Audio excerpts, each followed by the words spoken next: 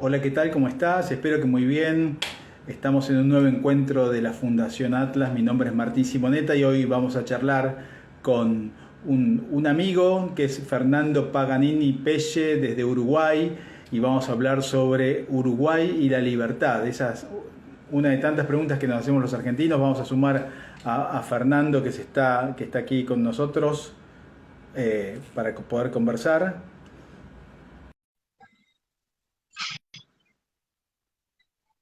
Vamos a poder charlar sobre Uruguay y la libertad. Ahí estamos. Hola, buenas tardes, Martín, ¿cómo estás? ¿Cómo estás, Fernando, querido? ¿Todo bien? ¿Todo bien, por suerte? ¿Vos? ¿Cómo andan por allá? Bueno, muy La bien, hermana muy bien.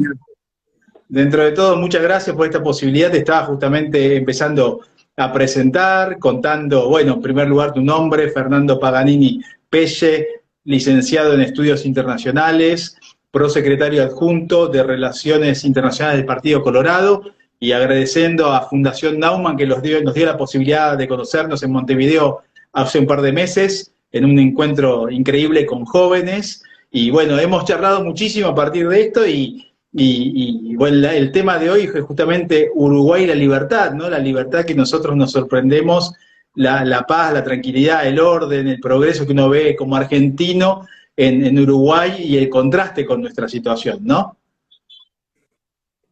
Sí, sí, encantado. Cuando quieras. Este,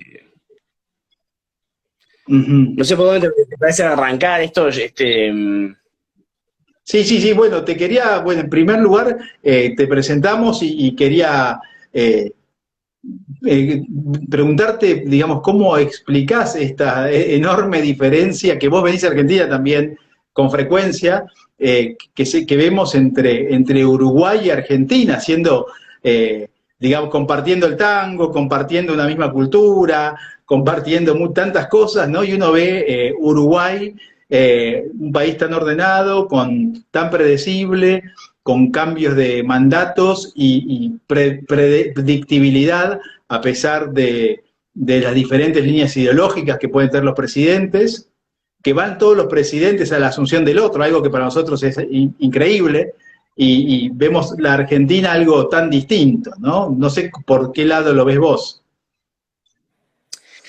Yo creo que la raíz del Uruguay así democrático, estable, de instituciones serias que conocemos hoy, está. Yo quizás lo identifico en dos partes. Por un lado, es un país que tiene, digamos, un arraigo muy profundo hacia los partidos políticos. Desde un inicio los partidos políticos en Uruguay buscaron la legitimidad popular. No siempre fue, digamos, si nos remontamos al siglo XIX, no siempre fue en elecciones limpias, transparentes y donde todo el mundo podía votar, pero siempre se buscó generar esa legitimidad detrás de los caudillos. Y con el paso del tiempo eso fue evolucionando a ser una democracia cada vez más popular y más participativa, en la cual la política no era relegada a un tema de las élites gobernantes, sino a un tema de la población en general, en el que todo el mundo está involucrado. Por otro lado, creo que también ayuda que nuestros partidos políticos son muy diversos y que solo pueden ser grandes si son diversos, porque, digamos, las ideologías están muy atomizadas en Uruguay. Y esa diversidad lo que obliga es al político a buscar consensos a la interna antes de salir a liderar. Un mensaje muy radical, muy, digamos, disonante con el resto de la población, es muy difícil que llegue a ser digamos, es muy difícil que un político radical llegue a liderar un partido y más es difícil que ese político en el sistema actual gane una elección nacional, ¿no? Así que eso en general tiende a tener, digamos, a resaltar más las posiciones balanceadas, moderadas. Esto también se ve como acentuado por el hecho de que el voto es obligatorio en Uruguay, algo que es controversial y seguramente mucha gente dirá, ¿por qué a mí me obligan a votar? Si yo soy libre y por qué se me impone este deber cívico. Pero si bien hay un costo por ese lado de la libertad, digamos, de obligar a la gente a participar, quizás no saben de política, quizás no tienen ninguna afiliación partidaria, quizás tienen, digamos, desdén hacia la clase política, pero el traerlos a la mesa, obligarlos a tomar una postura, incluso aunque esa postura sea votar en blanco, y digamos, hacer que su voz cuente, también obliga a que, digamos, todas las voces estén representadas y no solo queden sobre representadas las posturas más disonantes, más radicales. Ahí no sé cómo es en Argentina, me parece que ustedes también tienen el voto obligatorio, no estoy de todo seguro. Sí, es voto obligatorio, sí, pero relativo como todo acá, ¿no? Claro. Sí, es un voto obligatorio, pero sí, no, depende de las elecciones, no recuerdo el número preciso, pero entre 70 y 80% de la población vota, ¿no? Así que no es alta la penalidad por no hacerlo, pero en este sentido es un punto interesante. Y te preguntaba también, tal vez el hecho de ser un país pequeño hace que haya mayor control ciudadano sobre los actos de gobierno en los distintos niveles. Uno tal vez puede ver si su vecino se hace rico de forma rápida con un cargo público determinado y ese tipo de cosas. Sí, no, sin duda. Hay factores estructurales que sin duda favorecieron o si se quiere, como que, digamos, allanaron el camino a que Uruguay pueda ser una democracia estable como la es hoy. Creo que tampoco son determinantes, ¿no? Otros países con geografía similar no han logrado ese tipo de resultado, o incluso con proporciones similares. Creo que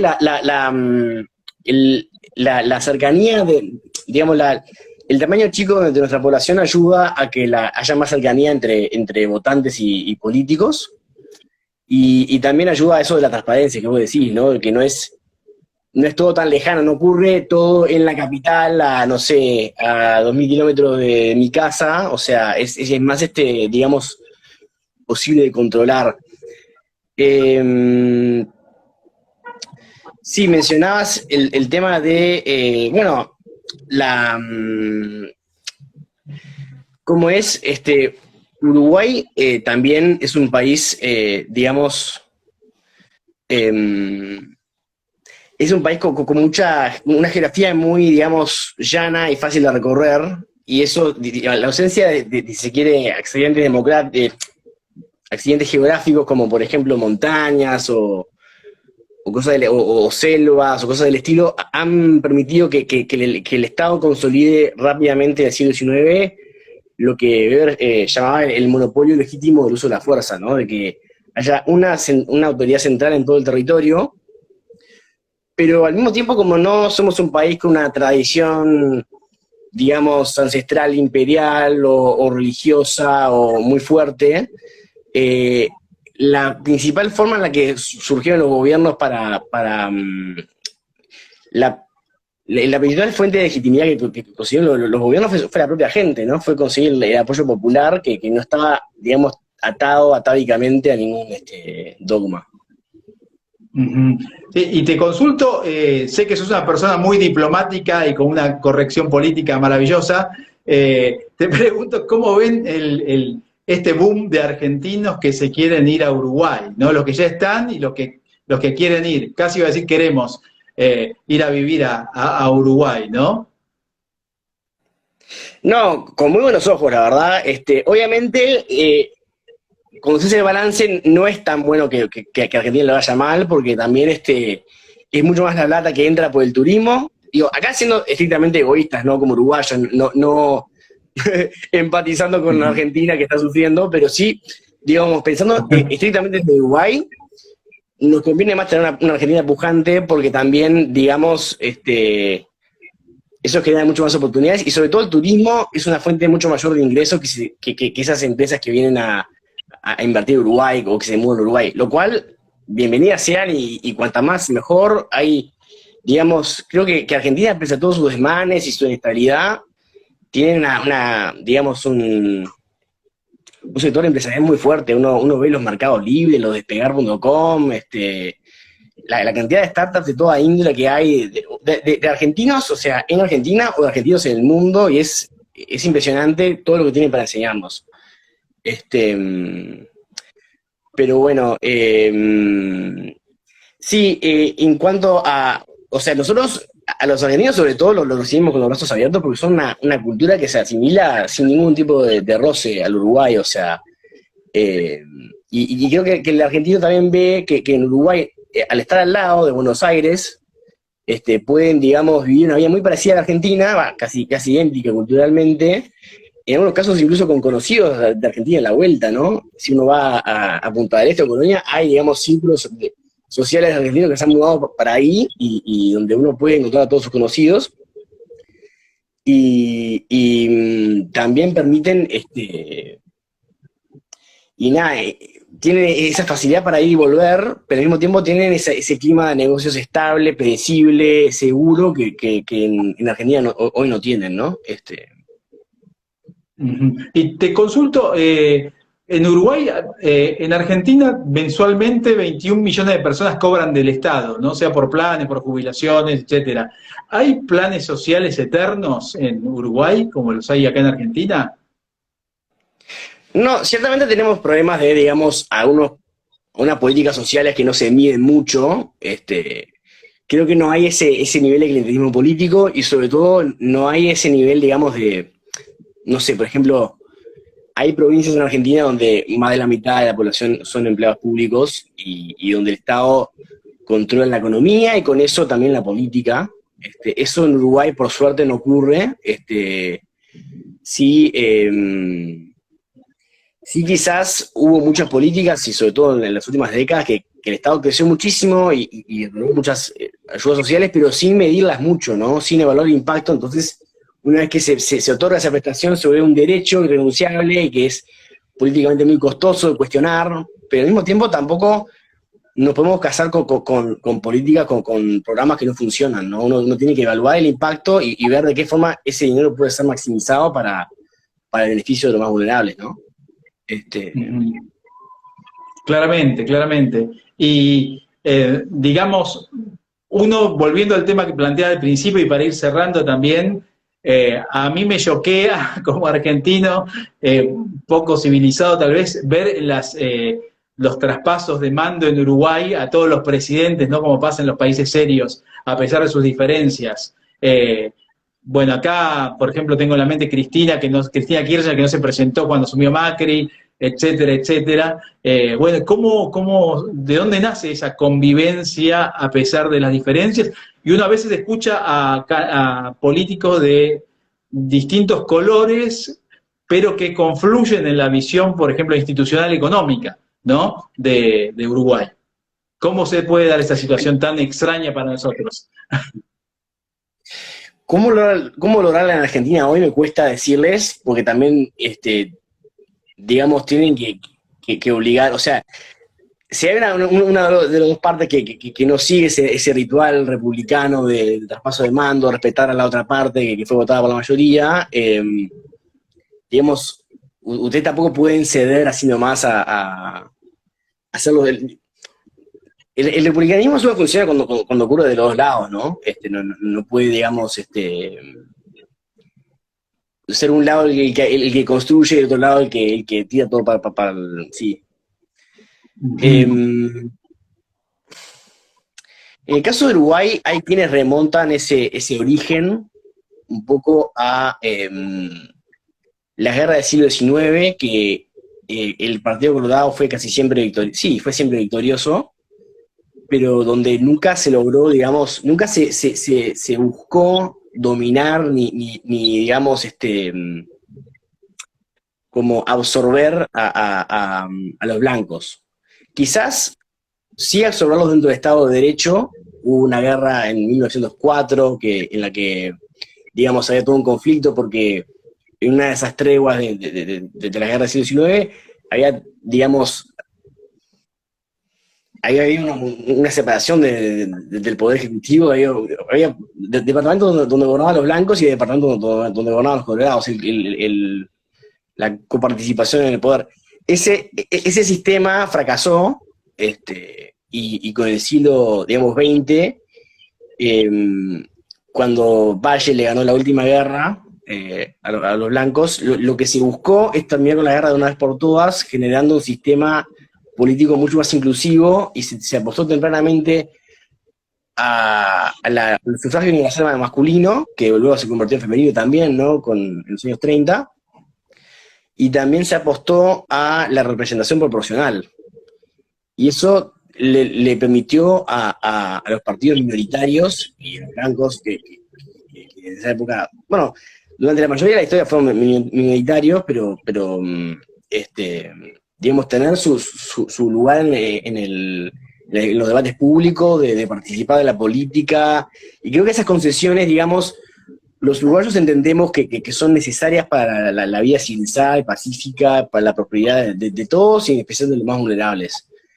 Y la izquierda, digamos, emergió a partir de los años 60, primero constituyéndose como Frente Amplio en 1971, 72, y después el crecimiento estelar del Frente Amplio entre los 90 y 2000, ¿no?